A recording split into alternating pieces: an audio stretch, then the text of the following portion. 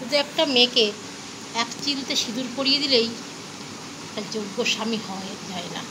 একজন যোগ্য স্বামী হতে গেলে অনেক কিছু ত্যাগ করতে হয়, পরিবার, স্টুডেন্ট, গার্জেন ইত্যাদি।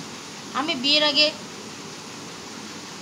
করেছি বলে তখনও করে যাব এত জেদ দেখানো উচিত নয়।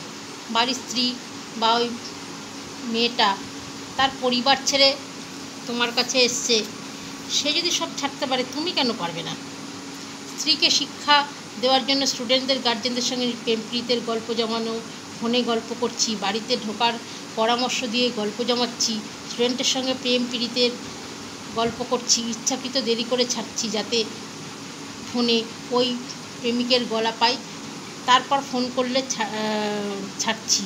এতে আর যাই হোক, সে যোগ্য স্বামী হয় না, সে একজন কাপুরুষ, ভয়ঙ্কর লেভেলের আসামি। পরিবারের মন জুগিয়ে চলার জন্য বিয়ে বসেছিল, এতেই বোঝা যায় মেয়ে চড়ানোর চরিত্র আর তার মধ্যে সবসময় প্রকাশ পায়। তবে এসব তো আমি মেনে নেব না, আমারও একটা জীবন আছে। ধন্যবাদ।